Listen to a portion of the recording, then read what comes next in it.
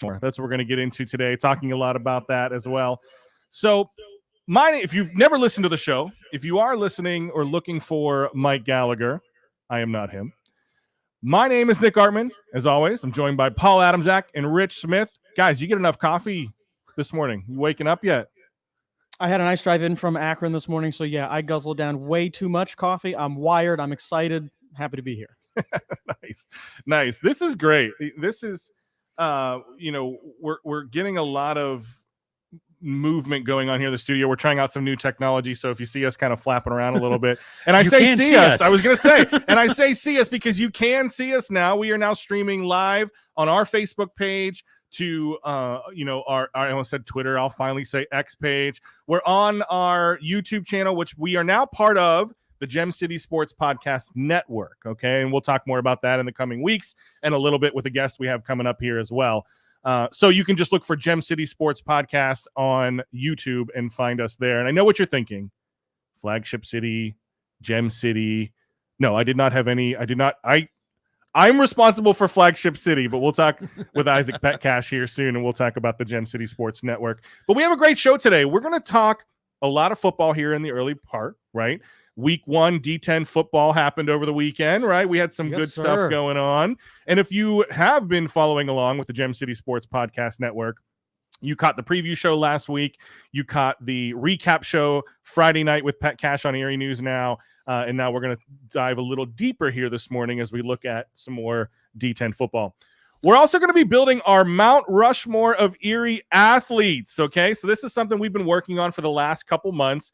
We finally narrowed down the 4 that we want to talk about, and I'm sure we're going to be wrong in many people's eyes. Can't wait to be wrong. So if we are wrong, or you want to tell us how right we are, you can always give us a call. That's 814-679-1080, or give us a comment on Facebook, YouTube. We'll be able to see those comments as well. So again, if you're going to call us and tell us how right we are, that's 814-679-1080. If you're looking for the number to call us if we're wrong, don't.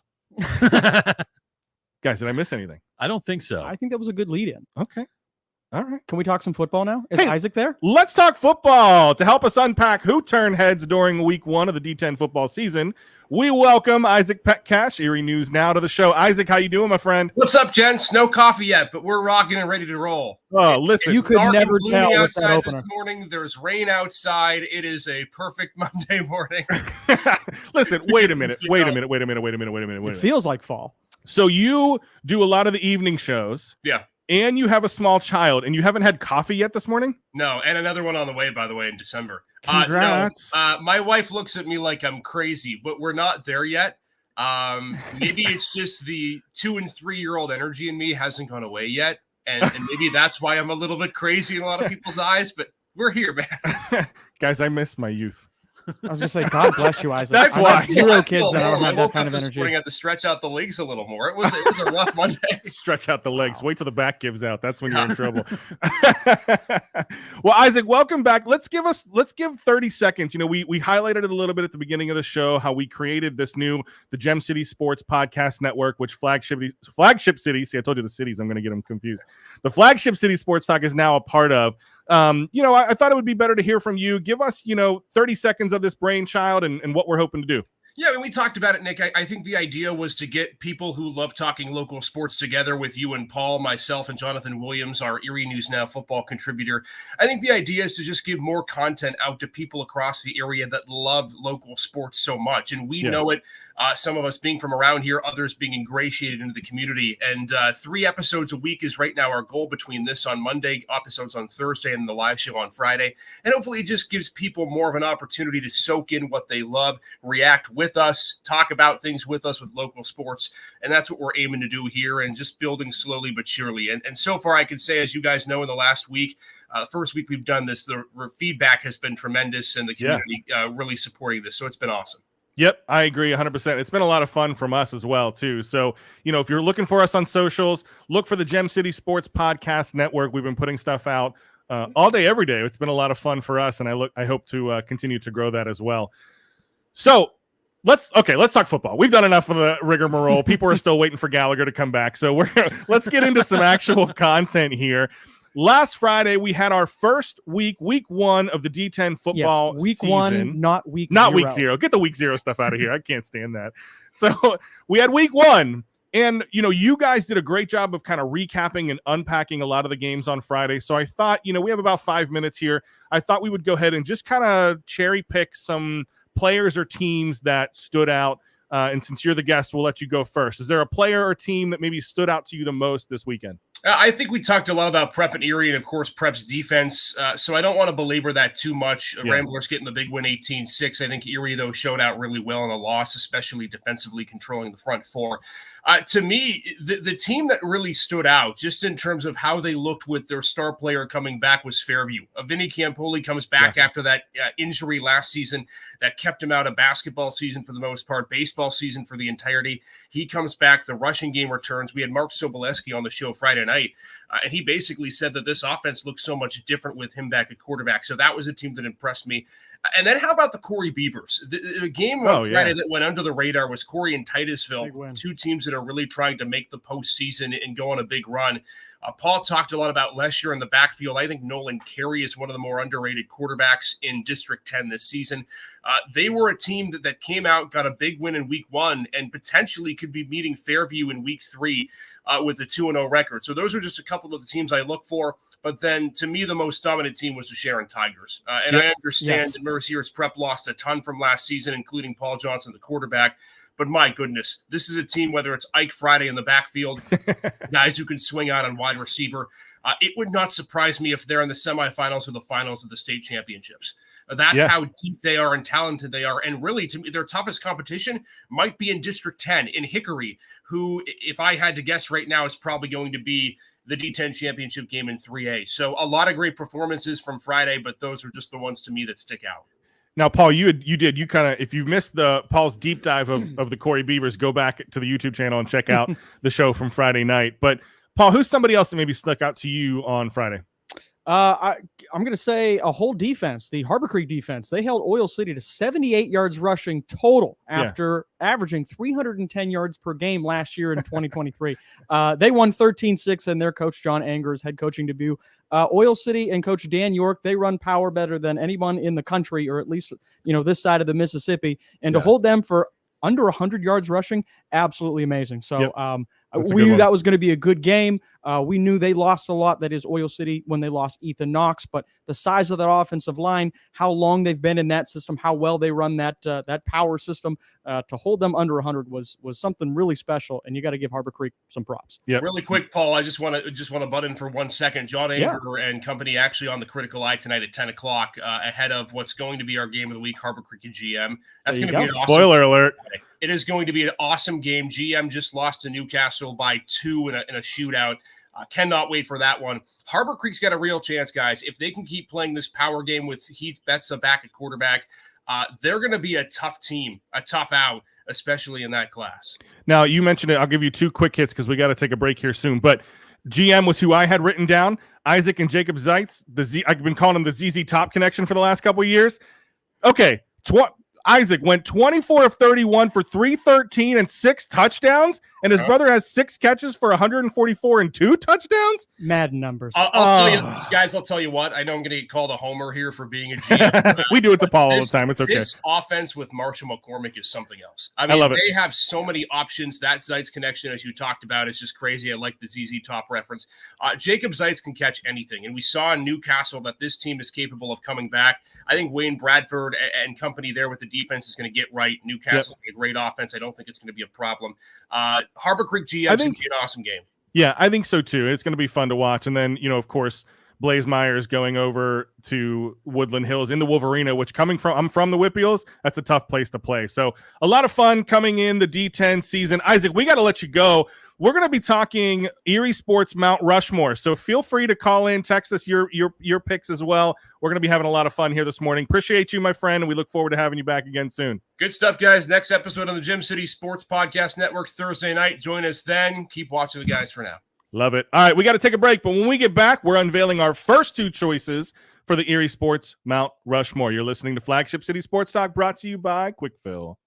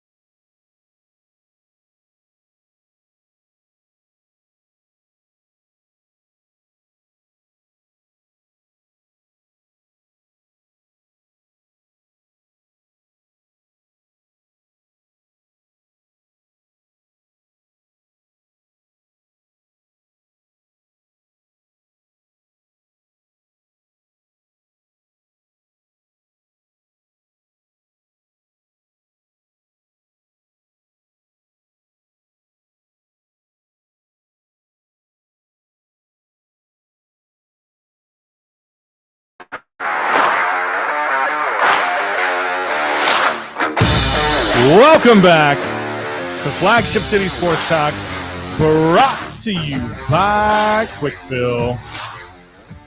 I'm having fun this morning. This is good. I like the mornings. I'm going to say it. I do like it. The sun is actually coming out now, too, so that makes it feel even better. Yeah. Ask us whenever it's November and it's just black coming into the city. Check back in with us in a couple of months. Yeah, it's just black. It's just cold coming into the city. No, we'll see. Need to call in, make sure we're doing okay. I'll tell you one thing. Parking. Yes. Fantastic.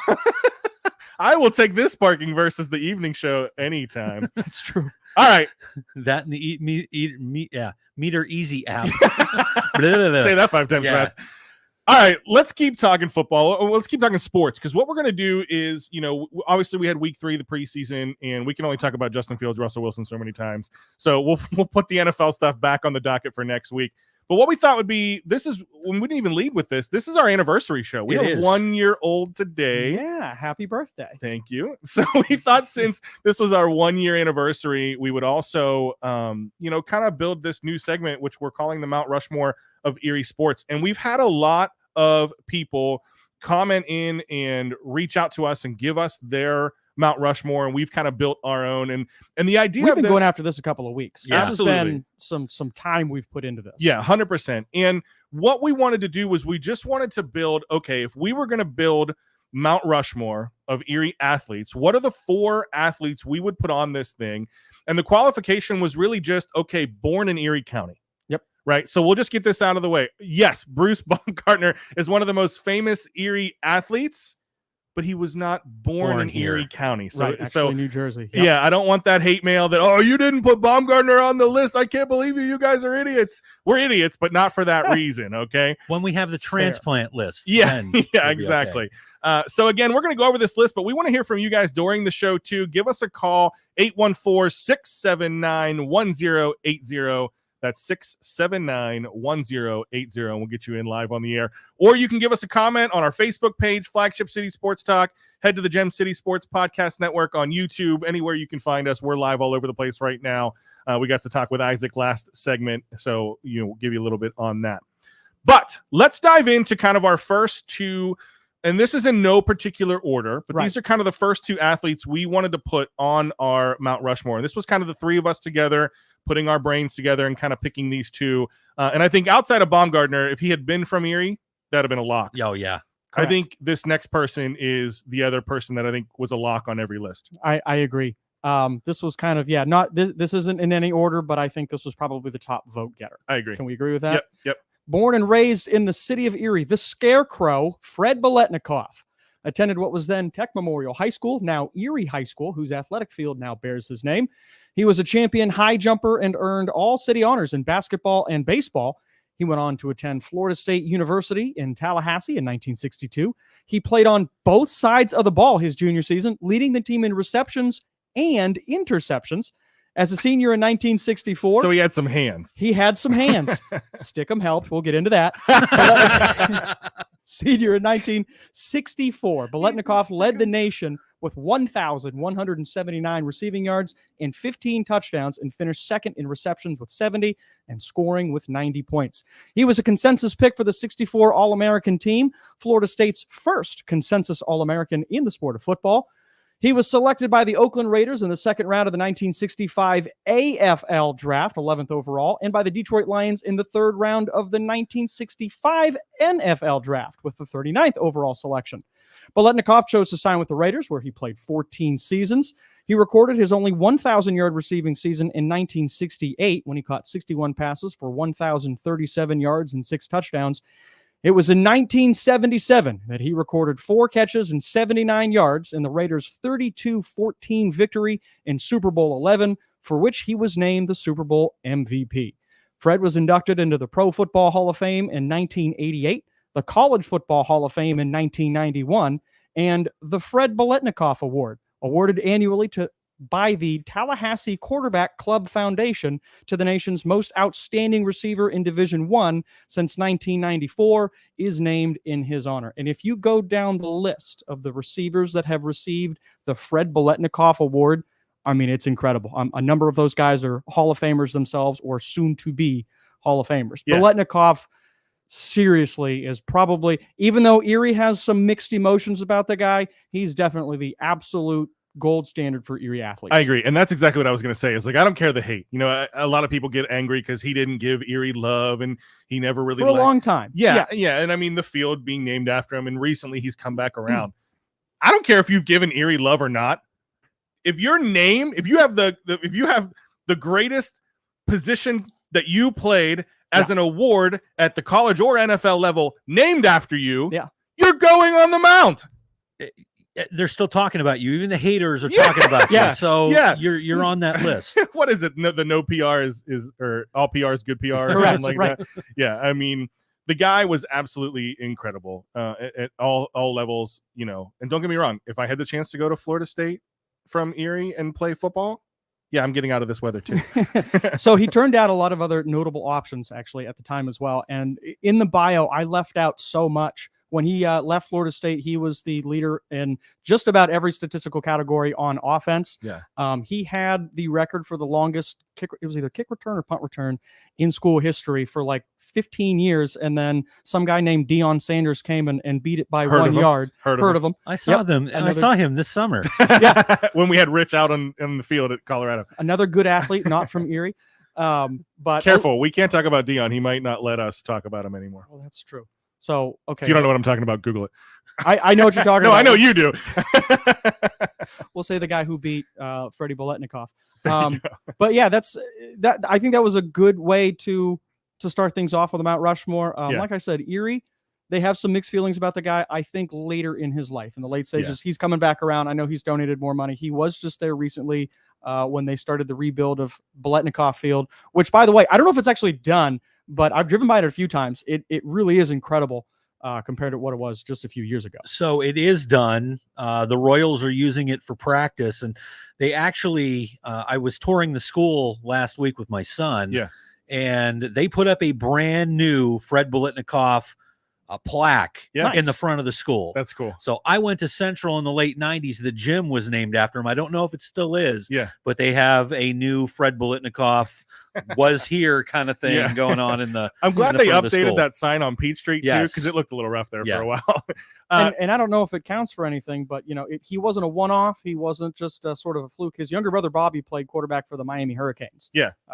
So strong family. Yeah, strong family. genes. Yep. So yeah, Biletnikoff is our first. Again, give us a call. Let us know what you think. 679-1080, 679-1080, or comment online and we can follow along. Yeah, okay, so that's an easy number one. This next guy was an easy number two for me. Again, not in any particular order, but somebody that I wanted to put here early on the show. Mm-hmm. And it's a name that not many people commented on when we were in and asking for this on socials. But I want to talk about Art Baker. Okay, Art Baker, if you've never heard of him. Great pick, by the way. He was the only person. Yeah, seriously. Even these guys who have been here their whole lives, I brought up Art Baker, and they're like, who? Huh? Yeah. Listen to this bio. This is truly incredible. Baker was an extraordinary running back at Academy, and he twice led the city in scoring, winning All-State honors both seasons, and went on to Syracuse, where he started at halfback for the Orangemen. Now, listen, that wasn't it. Baker was a multi-sport athlete growing up in Erie. He had excelled in both football and wrestling during his high school years. He was a standout football player, obviously, we talked about, but wrestling was actually his primary sport, okay? He really kind of achieved a lot of success and significance, and he was really the only black wrestler in Erie County at that time, or one of the only at that time. And really in high school, like if you think about this, Robinson broke the color line for the Major League Baseball April 15th, 1947. We're talking 10-ish years ago, or years later, 5 years later, you have Art Baker coming through. And so he comes through, he goes to the high school, and even though he was such a football, like he had those football accomplishments, Baker called wrestling his most significant achievement of his life. And here's the story here. So Baker he's trying to find a second sport. He said he wasn't tall enough for basketball, was too slow for swimming, and finds wrestling. So he peeks his head into the wrestling room. Coach Tony Verga was there, and they brought him in right away, and he was an immediate athlete. His sophomore season as a wrestler, he was the only black wrestler on the team at the time. He went undefeated, missed out on a state title because they entered him into the wrong weight class for the state tournament. And there's a big story there. That coach that entered him in the wrong state class was quickly fired, and they brought in somebody else the next year. The following coach, Jerry Mowry, took over, and he significantly challenged Baker, helping him to develop further. This mentorship led him to a high school career and a loss that fueled his determination. And I'm going to put a pin in that because I want to unpack Baker a little bit more, and we're running out of some time here in the segment. But take a look at it, and what we're going to do is we're going to keep this rolling. We're going to get into the next segment. I want to keep talking about Baker, and we're going to bring in our next two Mount Rushmore segments as well. And again, give us a call. Let us know what you think. Who would you put on your Mount Rushmore? Of Erie sports athletes as well. That's 814-679-1080, 679-1080. You're listening to Flagship City Sports Talk, brought to you by Quickfill.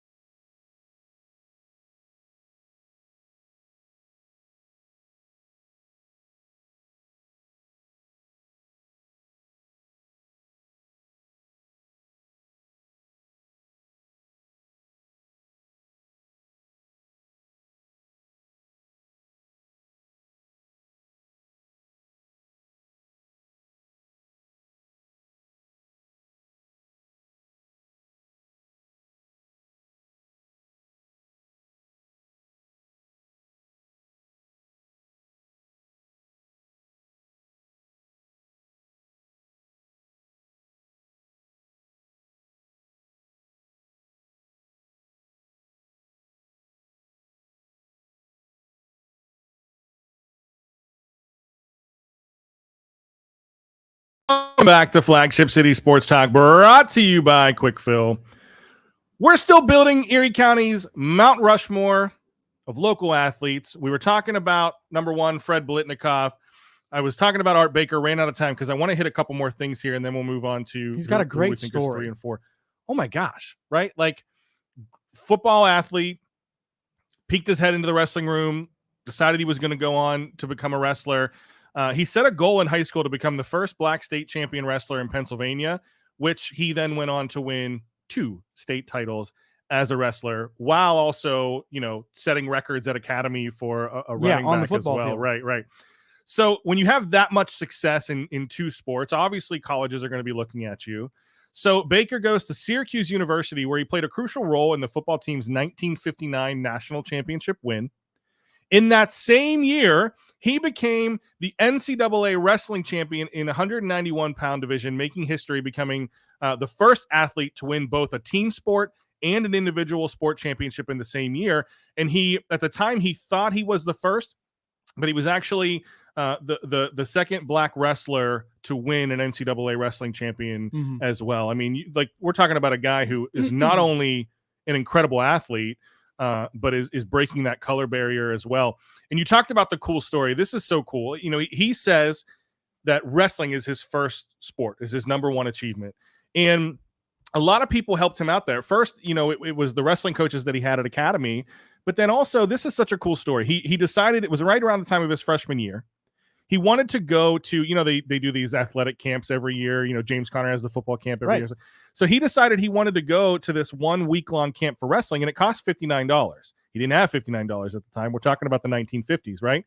He worked downtown and cleaning up a storefront, earned $20 by the end of the year, and the store owner actually went door to door to all the businesses in Erie to raise money for Baker without Baker's knowledge. He had no idea this was going on. At the end of the summer, he goes to Baker and says, "Hey, did you raise enough money for that camp?" He says, "No, I only collected $20. His boss goes, "Well, here's $62. We collected money for you to go to this camp." Baker says, "It was $62 plus I still had my 20. I had more than enough, and I could eat a steak dinner every night." That's pretty good. That's a pretty good way to be. And he said, from that point on, my whole persona changed. I started to look at white people from a totally different perspective, and wrestling, and then end quote. And then wrestling really kind of took off as his big sport. Something we see all the time. Sports carries into what's really a human compassion story. Yep. And you love to see that based in Erie. Yep.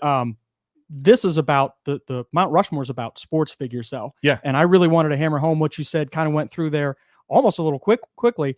This dude was a national champion in football and wrestling in the same year. Yeah.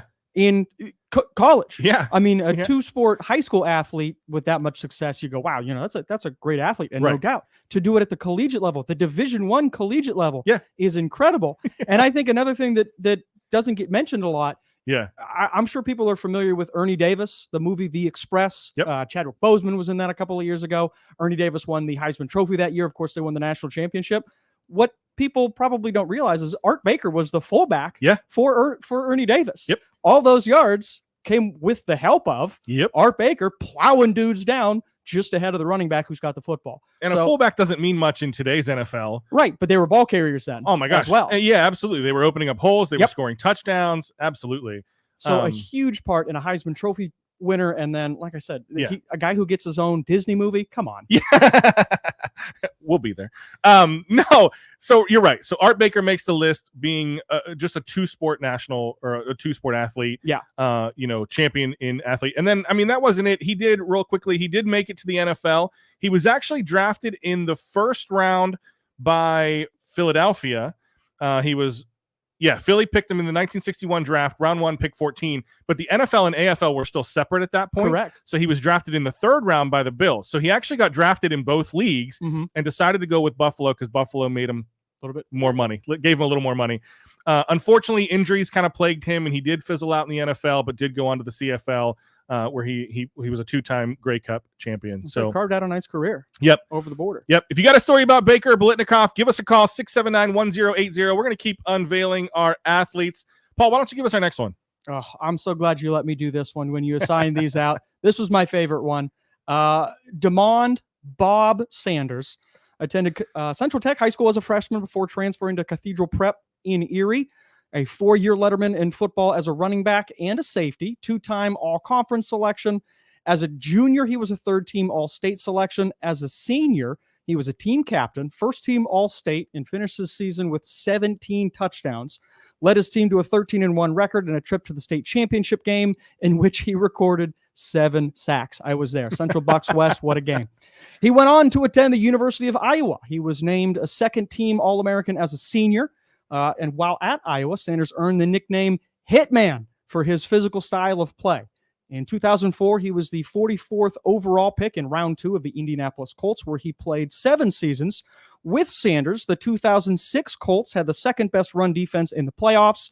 Sanders went on to help the Colts to victory in Super Bowl 41. Sanders made a pivotal play that year in the AFC title game against the Patriots.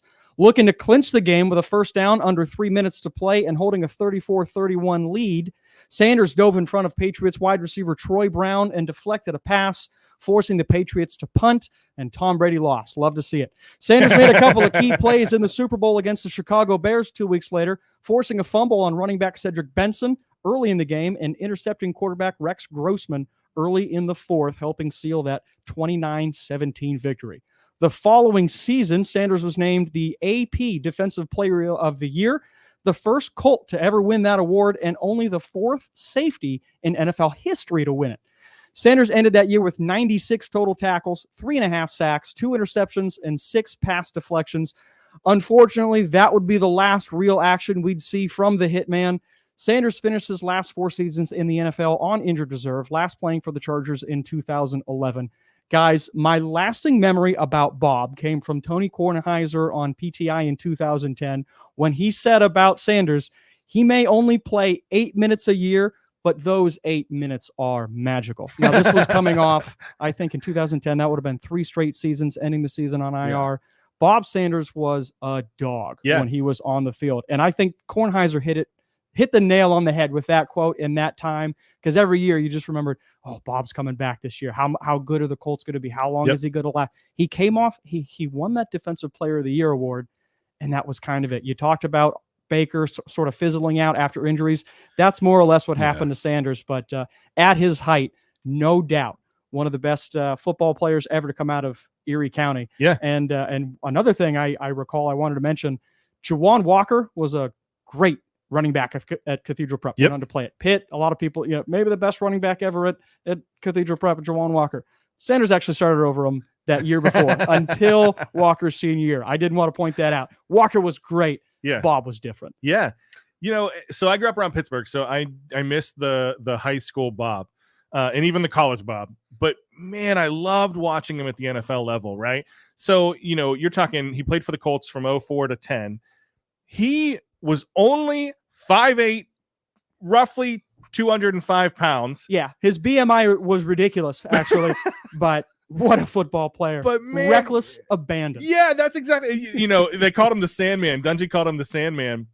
Or no, Dungy called him the Eraser, but his other nickname was the Sandman. Yeah. And that's exactly what he looked like. He looked like, it was like watching WWF wrestling when Goldberg would just like spear tackle people. Mm-hmm. That's exactly what Sanders looked like. He was flying all over the place. His hair was all over the place, and he would just crush people, right? And you're looking at this guy, you're like, he plays safety and he's only 5'8"? Yeah. But man, he played like he was 6'5", 300 pounds. I mean, biceps the size of watermelons. The guy had absolutely no neck. The shoulder pads and the helmet, they looked like they were connected, and he was coming downhill fast, and in a hurry. Yeah. Yep. So obviously Bob makes the list. Just an incredible season at all 3 levels. And then kind of like Biletnikoff, I think when you win an NFL Defensive Player of the Year award, you're going to be on the short list for sure. But he makes our list here as well. The only safety drafted ahead of Bob Sanders in 2004, Sean Taylor. Oh, I did not know that. And that's the thing with Bob Sanders too. Like, I don't feel like, he went to Iowa. Mm-hmm. Iowa's a big school, but not a big enough school. Like at that point, if he'd have come out of Miami, right, then he probably had a little more pop. And I think my point is basically if Sean Taylor, who's an all-time great, I mean, even at the NFL level, that's the only guy at his position taken ahead of him. Yeah. Yeah. It's an easy makes the list for us too, right? Yeah. Rich, how much time we have? About 3 minutes.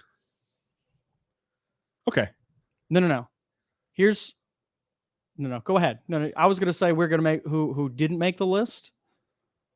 But does that kind of narrow it down? Mentions? Honorable mentions? Let's save the fourth for the fourth block. And we have a bunch of honorable mentions that we want to throw out. So let's throw out one right here. Yeah, let's do an honorable mention. Again, if you have an honorable mention or somebody you want to argue for or against, give us a call. 679-1080. Phone lines are open, or you can give us a comment on Facebook or YouTube. That's 814-679-1080. So who was one of your just missed the cut? Well, so I collected a lot of votes from a lot of people. Text message, Facebook message. Yeah. We took comments on the Facebook page. Yep. I can say one guy that got a lot of votes that didn't actually make the final four, James Conner. Yeah. Very, very close. I'm not going to say he finished fifth. Maybe in the people's voting he was fifth. Yeah. Didn't make the top four. Obviously, I don't, it's not a prisoner of the moment thing. We're going back hundreds of years in Erie athletics. James Conner's an easy pick to put near the top, though, because of the success he had in McDowell, because of the success he had, obviously, at the University of Pittsburgh with the Steelers, and then now with the Cardinals. Yep. He's very present in everybody's minds, and he's in the middle of a very good career. Well, and I think that's what broke it for me, too, is the fact that he's still in the middle of that career. Mm-hmm. Give him an Offensive Player of the Year award. Give him a Super Bowl.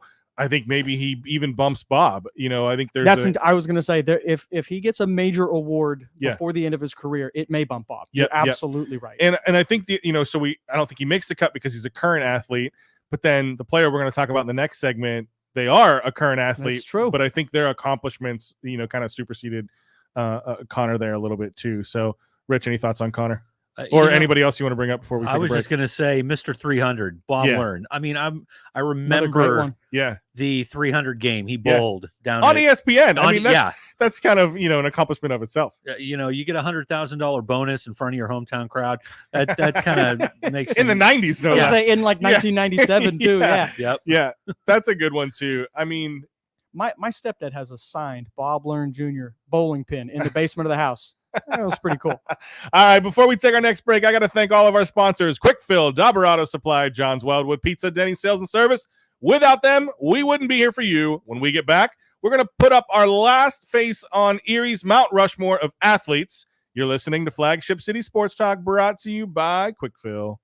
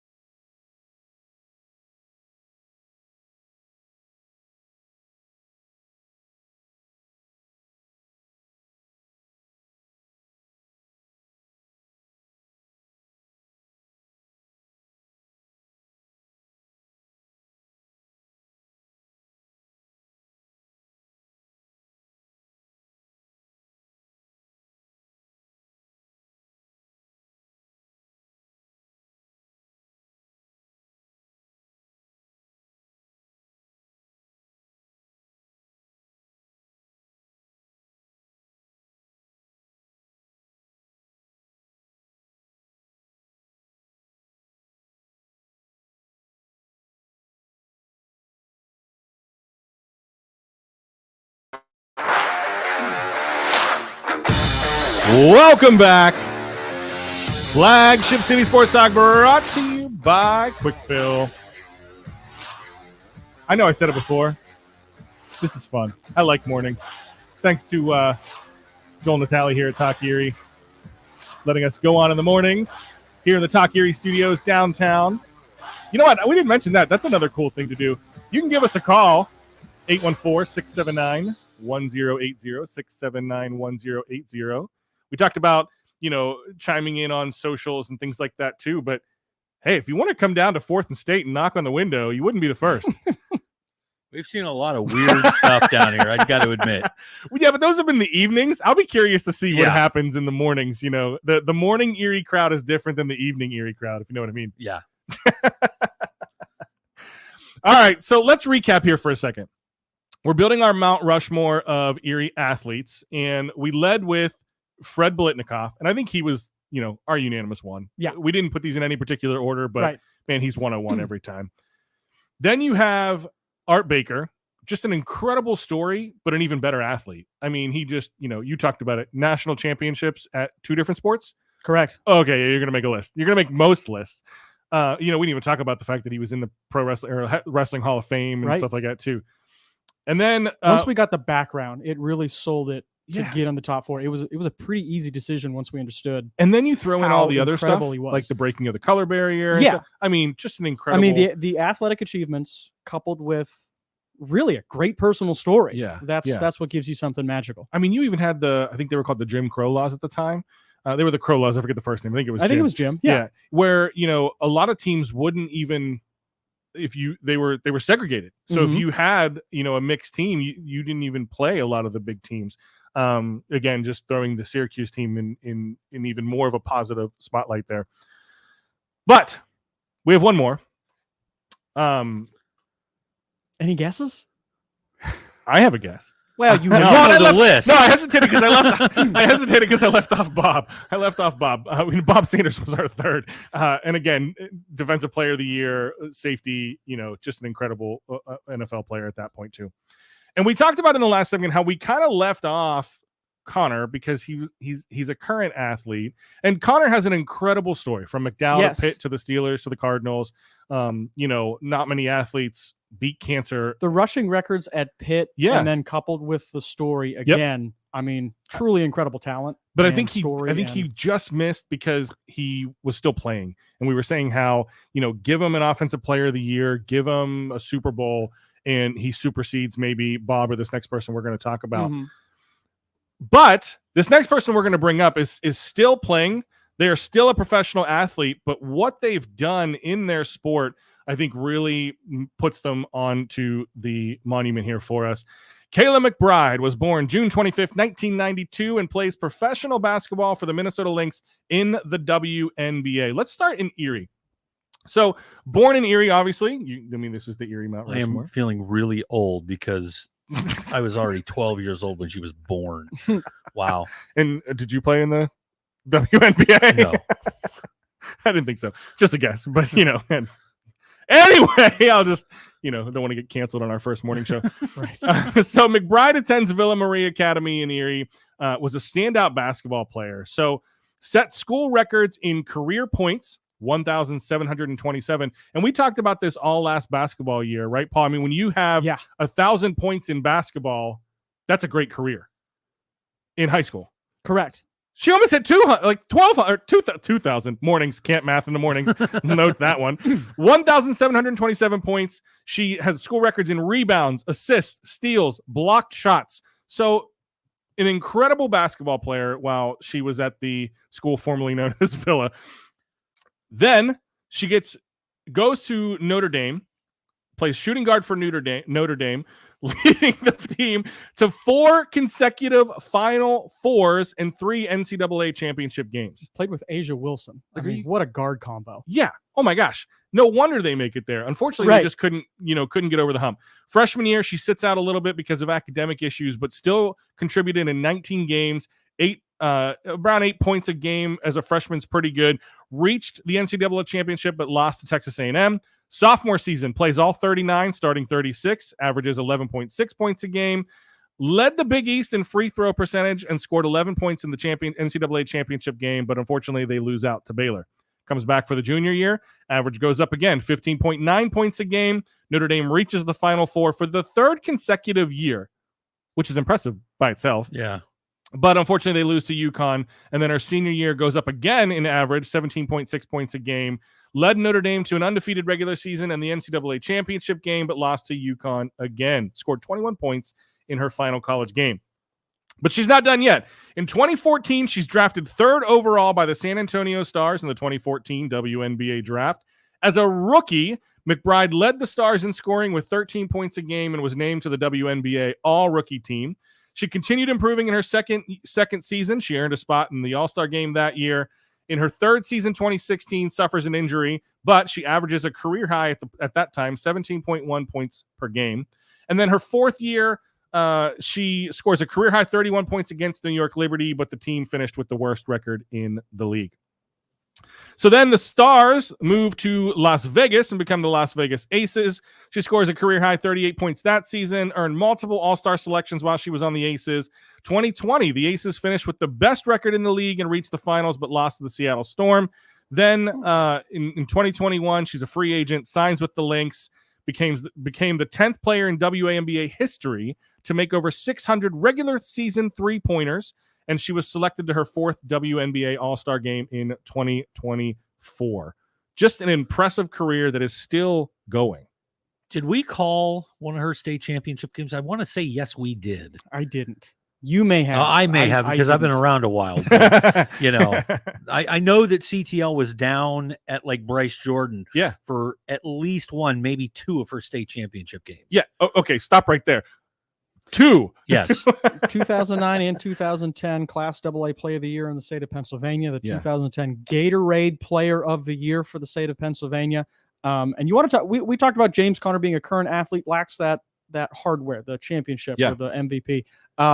McBride, the last 2 years, she has been in the Euro League Women's Championship with Fenerbahce. I think I was going to say, go ahead, try to pronounce Fenerbahce. She lost in 2020. Fenerbahce.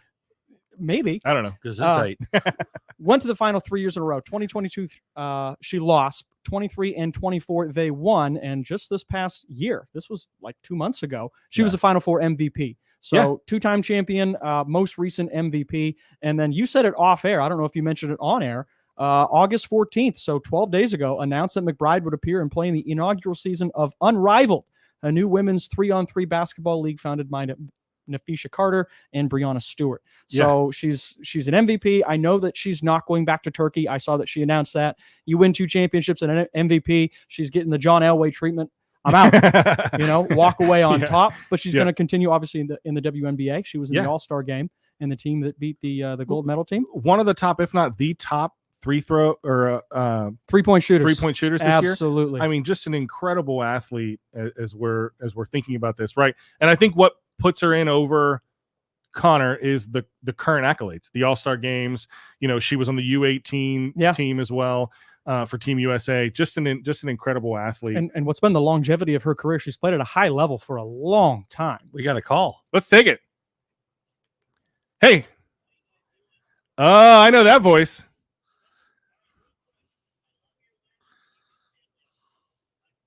Why?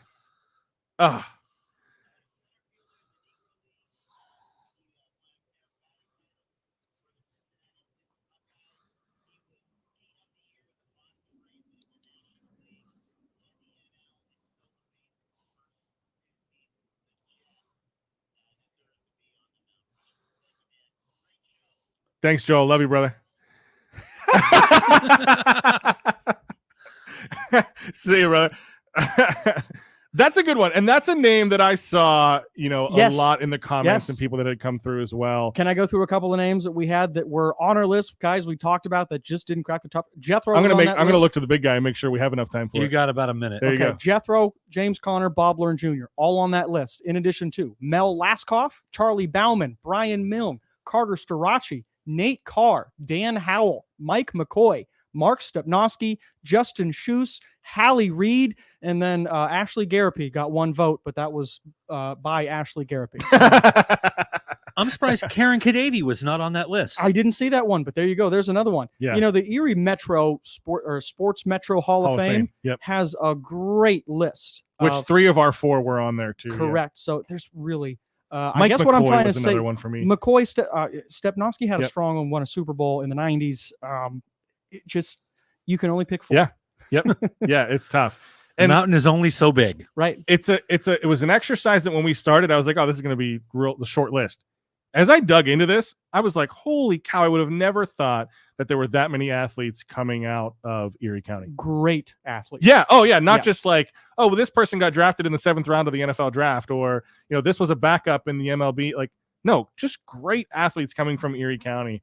So what a fun exercise. What a way to kick off the 1-year anniversary. Hey, if you joined in halfway through or a little bit through, don't forget, you can always check the live stream. Will be posted as a video hereafter. Follow us online at FC Sports Talk, or check out the Gem City Sports Podcast Network. Erie, thanks for joining us today. My name is Nick Artman. I'm signing off for Paul Adamczak and Rich Smith. Thanks to Isaac Petkac for joining us today. That's it. We're done. Have fun.